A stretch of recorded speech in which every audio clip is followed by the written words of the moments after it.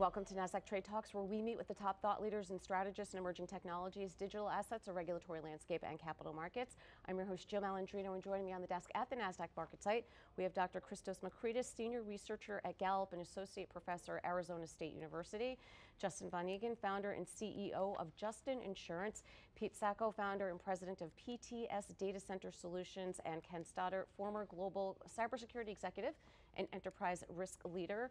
We're here to discuss why operationalizing AI depends on cybersecurity resilience, governance frameworks, data integrity, and organizational readiness. It's great to have all of you with us. Welcome to Trade Talks. Christos, I want to kick this off with you when we think about organizational readiness, and this isn't just anecdotal.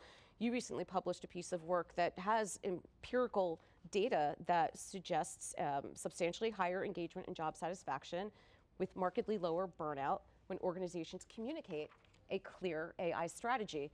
Tell us more about that. Yeah, well, awesome to join you, Jill, and thank you for putting this together. The funny thing in economics is sometimes we say things that are kind of obvious, but we still have to prove it and show a lot of evidence. So in Gallup, we've been collecting something called the Gallup Workforce Panel, and so we have about 20,000 respondents a quarter, nationally representative, and the main result is, number one, that AI has become a lot more ubiquitous. About 26% of the population is now using AI daily or multiple times per week. But then what we're also able to look at is how does the deployment of AI vary by organization? And when a firm doesn't have a clear strategy around AI pilots are very likely to fail or likely to alienate a lot of workers in the organization. So it sounds obvious to say have a clear strategy, have strong fundamentals, but that's something that a firm really needs to come back to before they think about kind of all the bells and whistles with AI. Yeah, and we think about the infrastructure that's there to support enterprise goals. It's just an increasingly, it's a national security and economic security issue as well. That's how critical this infrastructure is.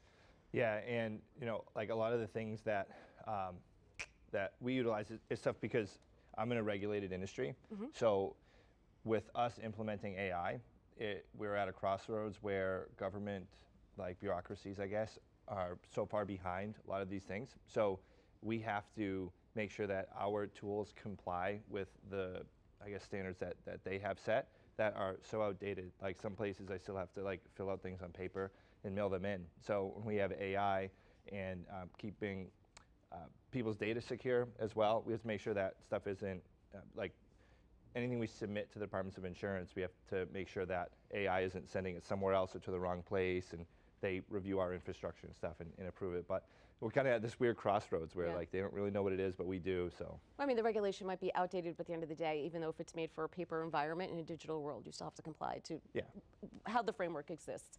I think, Pete, when you think about it from the infrastructure perspective and with your background, we're in an environment where secure, ethical, governance-first approach to innovation is certainly critical when you're managing this entire life cycle.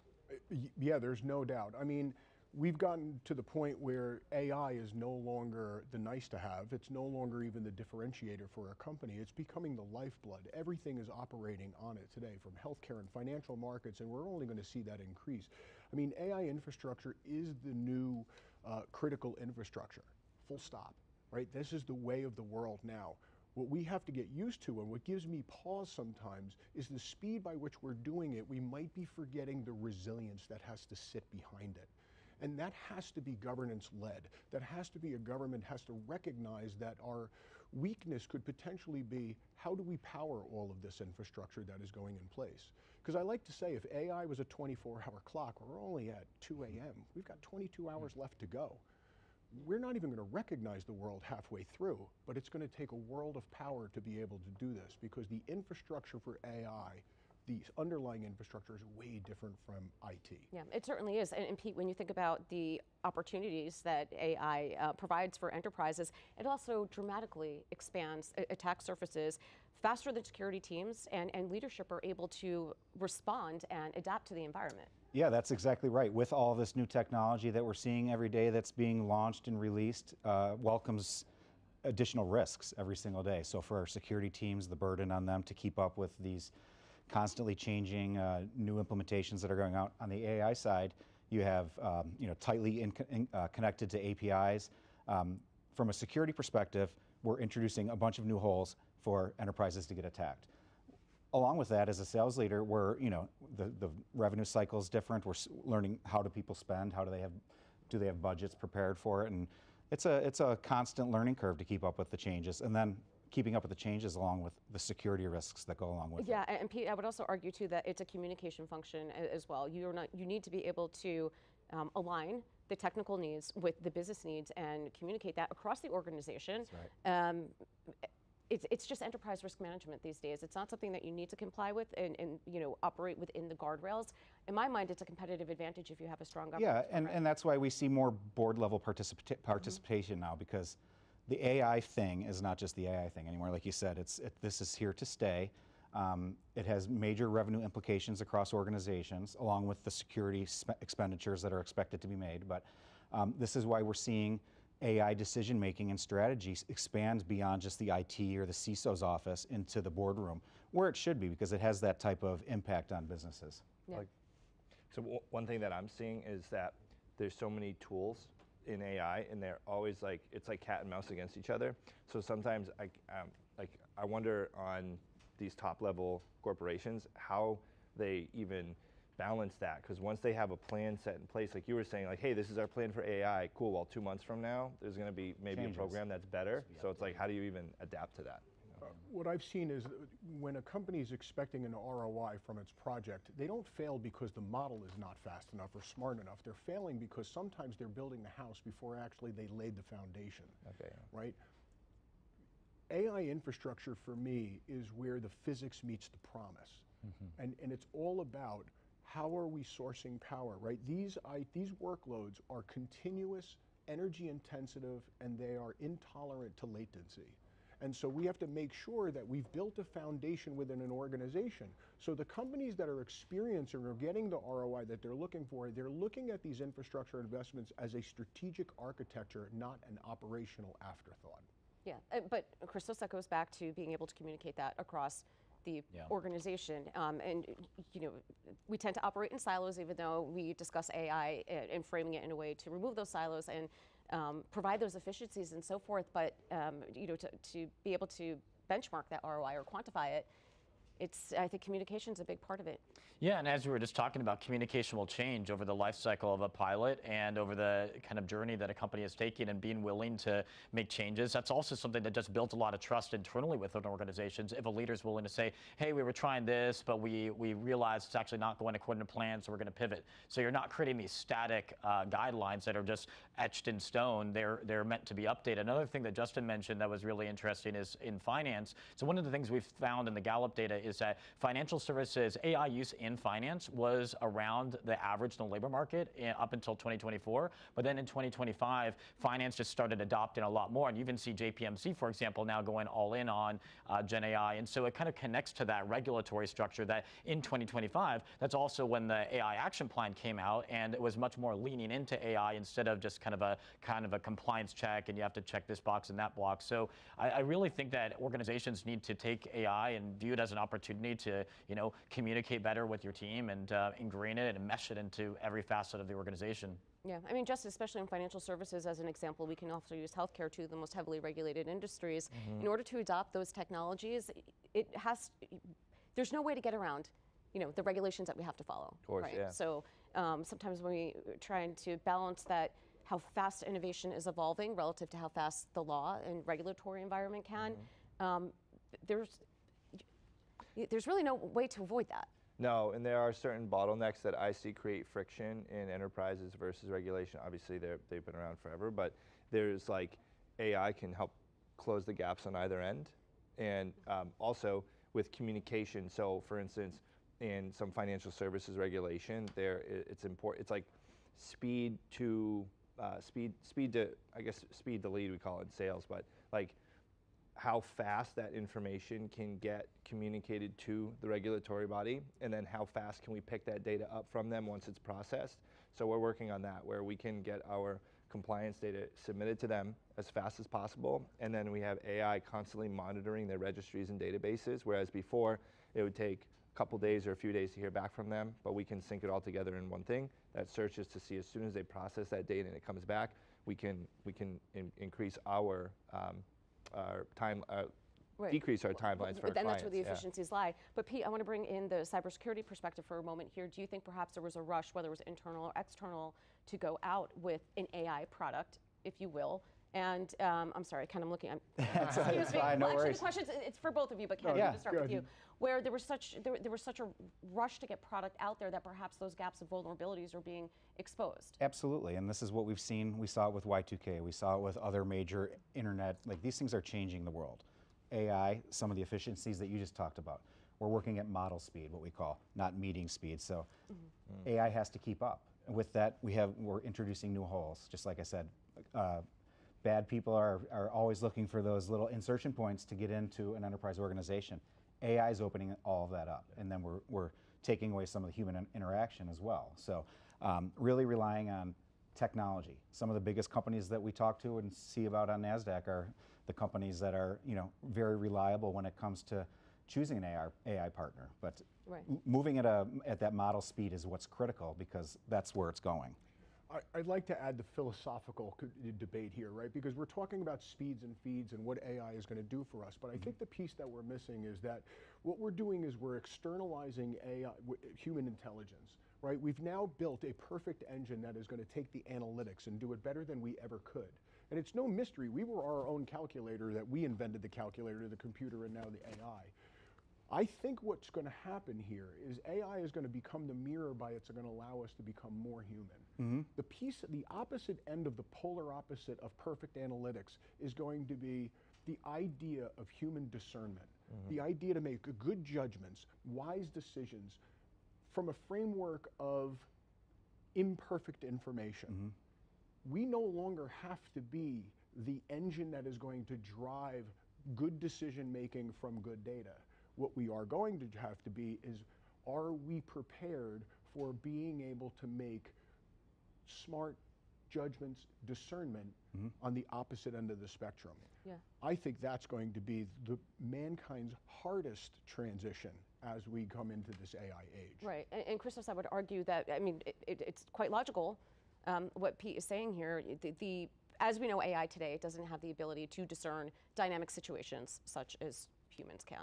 Yeah, no, I mean, before the show, we were talking just about what differentiates people. It's our ability to be creative, to be discerning, to use judgment. And this is a big thing that educational institutions need to be doing, is moving from just knowledge mastery and memorization and over to critical thinking skills and being able to have conversations like this on the fly. And so I think within this kind of realm of AI, there's all these threat vectors that are emerging, and we also have to manage risk, and we need to have leaders that are treating this in this kind of multifaceted way and not just trying to put it in one hole or another. I mean, we have to be creative. We have to be good at communicating to the teams that we lead, and it's a really multifaceted situation. And by the way, one thing that you mentioned, Pete, I'll be super quick on, we see in the labor market data that workers that have this greater intellectual tenacity and grit and desire to learn more and problem-solving skills, they're also earning more. So if there's one way to continue differentiating ourselves, it's going to be this kind of discernment mechanism. Yeah, and Justin, going back to financial services for a moment here, I think what companies are grappling with is,